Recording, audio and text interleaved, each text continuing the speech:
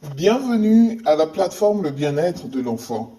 Je suis docteur Félix, médecin pédiatre, et étant passionné par le bien-être de l'enfant, j'aurai à traiter des sujets pédiatriques, surtout sur les aspects nutritionnels, sanitaires, socio-psychiatriques et autres. Poursuivons avec la dernière partie de notre vidéo sur les conséquences du diabète chez le futur bébé. Dans cette partie, notre attention sera portée sur la prise en charge de la mère diabétique durant la grossesse. La prise en charge. La prise en charge néonatale est anticipée et adaptée aux complications attendues qui sont évaluées sur les données anténatales fœtales et sur la qualité du contrôle de la glycémie maternelle et du type de traitement. Les complications sont plus fréquentes en cas de macrosomie, qui est le reflet d'un diabète maternel mal contrôlé. Prise en charge en salle de naissance. Le pédiatre ou tout soignant en place devra en salle de naissance assurer la prise en charge d'une détresse respiratoire ou d'une asphyxie éventuelle. Vérifier l'absence de traumatisme obstétrical. Évaluer l'importance de la macrosomie et en fonction de la qualité de la surveillance anténatale, éliminer une malformation sévère, en particulier une malformation cardiaque. Prévention et traitement de l'hypoglycémie. Des mesures adaptées doivent être mises en place pour dépister, prévenir et traiter l'hypoglycémie. Il est recommandé d'alimenter le nouveau-né dès 30 minutes de vie et de favoriser l'allaitement maternel en assurant une alimentation fréquente toutes les 2 à 3 heures. La surveillance est recommandée pour les nouveau-nés de poids supérieur au 90e percentile ou inférieur au 10e percentile et ceux dont les mères ont été traitées par insuline. En revanche, les nouveau-nés de poids normal sont à traiter par régime seul, ne nécessitent sans surveillance systématique en l'absence de signes cliniques.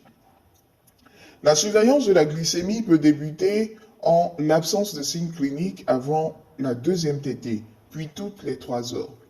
La présence de signes cliniques indique la surveillance plus précoce de la glycémie.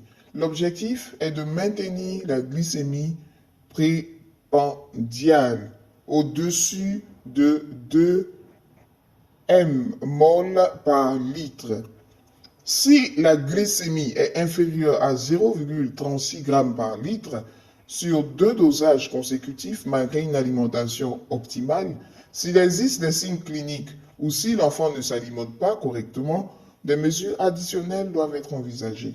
Nutrition entérale sur sonde gastrique, perfusion de soluté glucosée à 10%. Le glucagon par voie sous-cutanées a un effet transitoire en mobilisant les réserves en glycogène et peut être indiqué en attendant d'avoir une voie de perfusion en cas d'hypoglycémie sévère et ou persistante. Traumatismes obstétricaux. En cas de fracture osseuse suspectée dès la naissance ou diagnostiquée lors de l'examen des premiers jours par la palpation de la région concernée ou par la présence de signes douloureux et fonctionnels. Humérus. Une radiographie de la région concernée confirmera le diagnostic. Il n'y a pas de traitement spécifique des fractures. L'atteinte du plexus branchial nécessite, dans tous les premiers jours, une immobilisation du bras en le fixant coude au corps.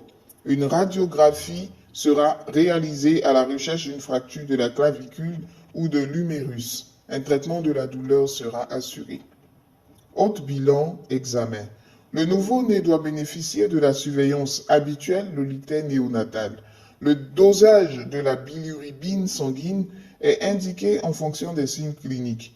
Le dosage de la calcémie et la réalisation d'une NFS à la recherche d'une polyglobulie sont indiqués en fonction des signes cliniques.